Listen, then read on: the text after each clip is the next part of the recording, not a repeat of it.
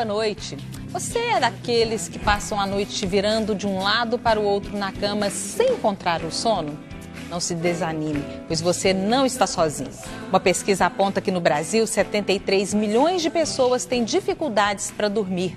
Os brasileiros, os japoneses e os singapurianos são os povos que menos dormem no mundo. Esses dados fazem parte de um estudo publicado na revista Science Advances, que analisou os padrões de sono em vários países. O estudo mostrou também que as mulheres dormem 30 minutos a mais do que os homens e que as horas dormidas vão diminuindo de acordo com a idade. Entre as celebridades, há várias que assumiram conviver com esse problema e entre elas está a cantora Rita Lee, que externou o seu drama em uma música. E será que insônia tem cura? Quais os efeitos das noites mal dormidas na nossa saúde? No Todas as Coisas de hoje, nós vamos falar de sono. Durma bem é o nosso assunto. Boa noite, Darmélia. Boa noite, Suzete. Boa noite você que nos assiste. E para falar sobre esse assunto, nós convidamos aqui a funcionária pública Jane Santiago Barbosa, que há 5 anos toma remédio para dormir. Boa noite, Jane. Seja bem-vinda. Boa noite, Suzete. Boa noite, convidados. Está aqui conosco também o cartunista Jorge Braga, do time dos melhores cartunistas do Brasil. E também enfrenta problemas para dormir, né, Jorge? Há muito tempo. Obrigada pela presença. Mas para sonhar acordado também dá. E aqui ao meu lado está a médica neurologista, que é especialista em medicina do sono, Juliana Macedo, que também é presidente da Associação do Sono da região Centro-Oeste. Muito obrigada, doutora, pela presença. Obrigada eu, Darmélia, pela oportunidade. Boa noite a todos os ouvintes. E você de casa pode participar pelo nosso WhatsApp, o número está aí na tela, é o 996734567. Estamos esperando a sua mensagem. E também você nos assiste pela internet. Nós estamos ao vivo no Facebook. Antes de saber a história dos nossos convidados aqui, eu quero perguntar para a doutora Juliana se esses dados, eu me assustei muito com esses dados, se eles realmente são reais. 73 milhões de brasileiros têm dificuldades para dormir, segundo estimativas da Associação Brasileira do Sono. Isso significa em torno de 36%, quase 37% dos brasileiros. É isso mesmo? É isso mesmo. Tem até uma pesquisa do Instituto do Sono de São Paulo, que ele encontrou uma porcentagem de 45% da população com queixa em algum momento da vida de insônia. Então, é bem prevalente. É uma doença de saúde pública, né? Muitas pessoas dormem mal. E permeando a isso, o segundo distúrbio do sono seria o distúrbio respiratório, que acomete 33% da população. Então, esses dados são reais, infelizmente. E você, Jane, está entre esse grupo? Infelizmente. Há 5 anos você não dorme mal, não dorme, dorme, acorda, como é que é? A minha história com insônia, eu dormia muito bem. Inclusive, final de semana, alguns colegas meus, quando eu trabalhava, falavam assim, a Jane vai hibernar. E era verdade mesmo. Dormia muito. Quando meu filho nasceu, em 2012, ele nasceu PIG, né, que é pequeno para a idade gestacional. Ele nasceu 40 semanas em cesariana, só que, como ele nasceu muito pequenininho, com 1,840 kg, o médico me orientou a dar mamar para ele de 2 em 2 horas. Então, Dia e noite.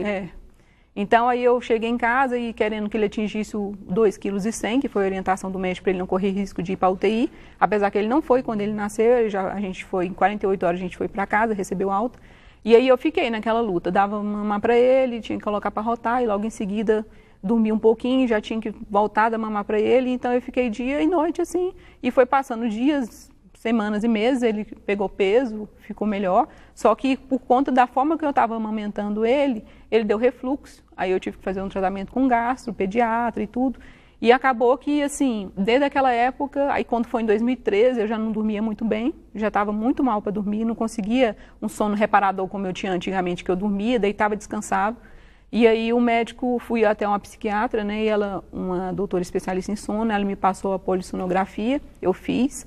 E aí, no período lá, eu dormi menos de 50% da noite, um sono assim que não consegui descansar, e ela me orientou a tomar um indutor de sono. E desde aquela época que eu venho tomando esse remédio. E aí, o ano de 2014, eu comecei a fazer a faculdade, em 2013, a segunda faculdade, que é de Direito, e aí eu aproveitei muito esse período que eu estava, como eu não dormia à noite, eu ficava lendo livros e ficava até altas horas. E aí acordava, só que eu peguei licença do meu trabalho, como eu poderia dormir durante a manhã, eu não precisava ter que cumprir horário, e eu fiquei Eu estudava à noite, acordava, passava o dia dormindo. Só que eu tive que voltar a trabalhar e não teve mais como fazer isso. Aí eu continuei tomando remédio. E agora, no ano passado, novamente, eu consegui parar uns dias de tomar o remédio, só que assim, não foi igual foi a primeira vez. Que eu parava, dormia de manhã durante o dia e ficava descansada. Não, eu não consegui. Eu estava tentando estudar, eu concluí a faculdade, né, adiantar a faculdade, estudar para a OAB, e eu tentei fazer isso, só que no período da noite eu não conseguia ter um sono reparador que eu pudesse aprender, então eu estava praticando meu aprendizado. Só abrir um parênteses, porque ela falou uma coisa que eu lembro de uma entrevista antiga com o Jorge, dele falar isso, ele não conseguia dormir à noite, mas num período da manhã o sono vem. Isso é muito interessante, porque não é a privação total do sono, em algum momento ele vem, mas o que caracteriza a insônia, a doença do sono, é não dormir no período em que se deveria dormir? A insônia, por definição, ela é uma dificuldade tanto para iniciar, para manter ou para terminar o sono noturno. Só que muitos insones, eles também têm dificuldade de dormir de dia, mesmo se tiver condições e oportunidade para isso. E tem que ter o reflexo dessa insônia na funcionalidade do paciente, entendeu? Então, provavelmente, se ela não conseguir iniciar o sono, mas ela conseguia dormir pela manhã, ela ainda tinha, né, um tipo de insônia que é a insônia inicial, que ela está relacionada ao início do sono, mas depois ela consegue manter, se ela tiver uma ajuda, né? Então, depende muito de cada indivíduo essa queixa. Tem pessoas que conseguem pegar no sono, mas fica acordando, que é a insônia de manutenção.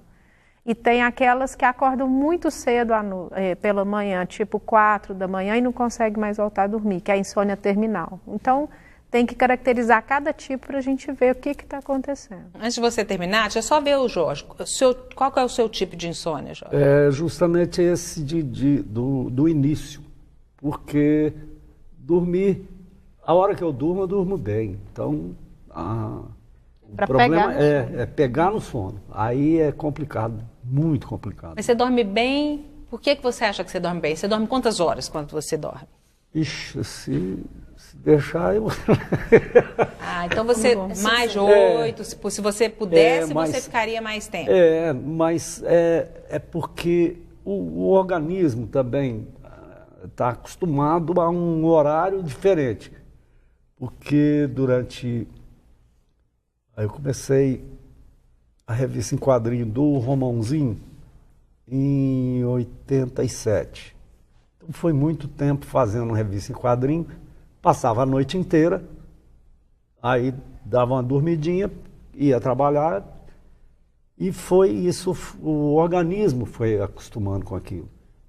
Até então a coisa para mim era normal, mas quando eu me dei conta da coisa, que não tinha jeito, que eu simplesmente, às vezes, deitava e não dormia. Então, tinha que levantar e sair para trabalhar. Então, eu comecei a organizar a minha vida para ter um horário para eu dormir, que é a parte da manhã, que ali o sono vem forte. Já passei também problema de passar 3, 4 dias sem dormir, 4 dias, 4 noites.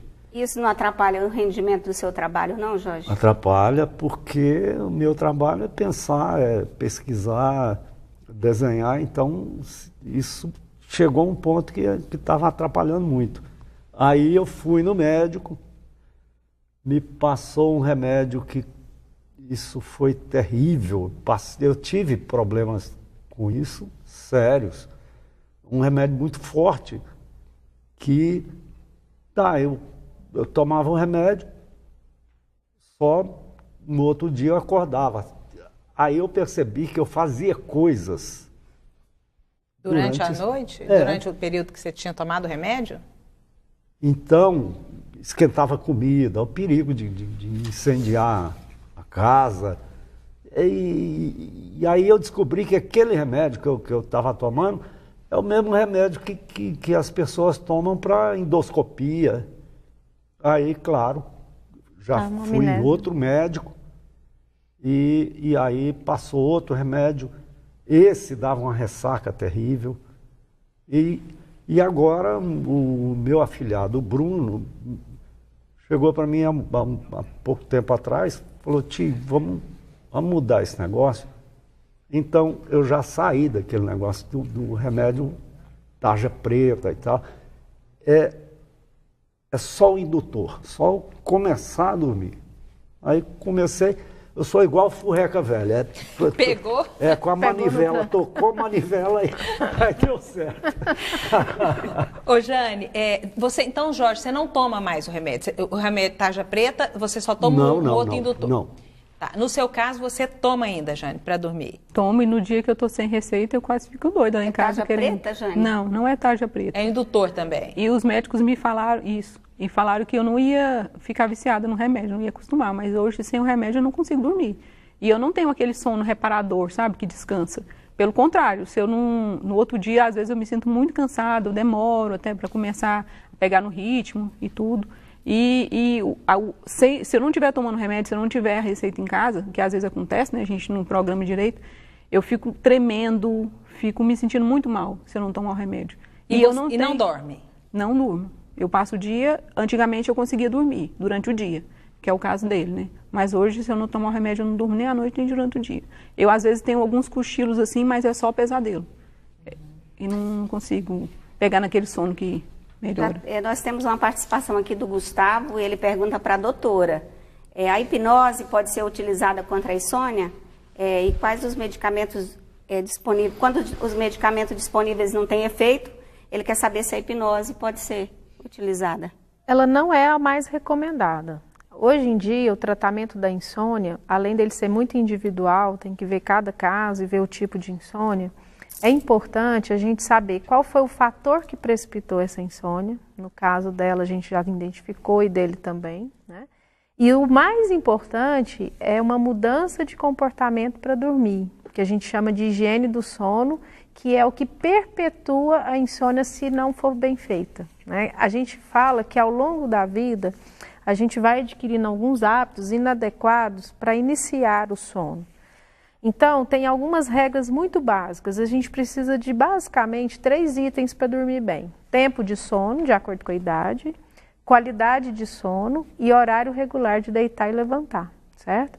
Só que muitas vezes a gente tem muito estímulo próximo da hora de dormir que vai perpetuar esse gatilho que teve lá atrás, né? No caso dela, que foi a questão do início da amamentação a cada 2 horas, fragmentando o sono dela, né? E depois tem que ver como que ela foi orientada depois que o filho ganhou peso, que aí ele já dormia, consolidava o sono noturno, creio que com 1 ano, 2 anos talvez, ele já está com 6? Está com 6, mas ele sempre acordou de madrugada. E aí esse condicionamento também reflete no filho e na mãe. Então, talvez faltou essa questão comportamental que muitas vezes você resolve o problema da insônia sem ter que tomar o remédio muitos anos. Doutora, me falaram que a acupuntura é bom. Mas eu acho isso a maior furada.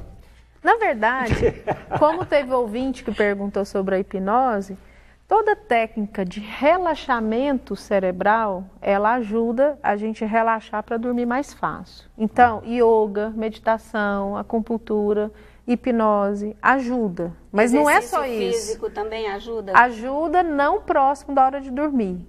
Tem que ser pela manhã ou intervalo de 3 a 4 horas. Por quê? Quando você faz atividade física próximo ao horário do sono, você tem um hiperalerta. E a insônia é isso.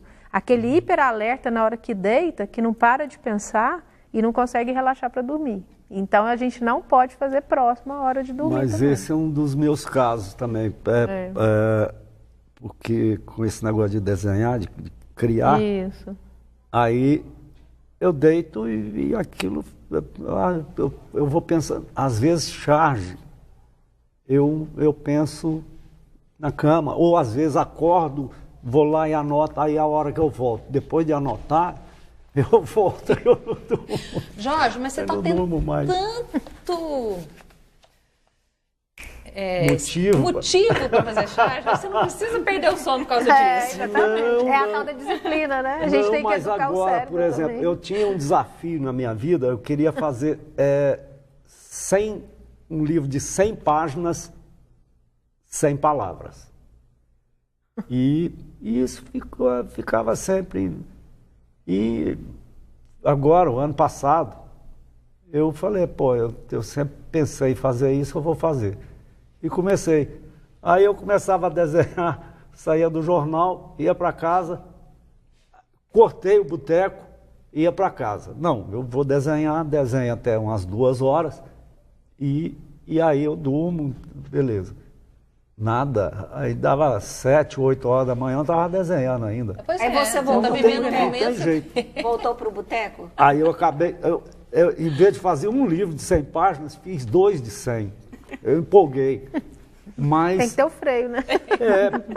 aí como Goiás, é difícil essa área editorial e tal. Então lá, os livros estão prontos, pode ser entendido aqui, na Rússia, na China, em qualquer lugar. Eu peguei símbolos universais. 200 páginas, então, você fez? Não tem nenhuma palavra. Aí, acabei o livro, como é que eu vou publicar? Não tem jeito. Voltei para o boteco. Gente, essa questão do sono é tão séria que acontece todo ano a Semana do Sono.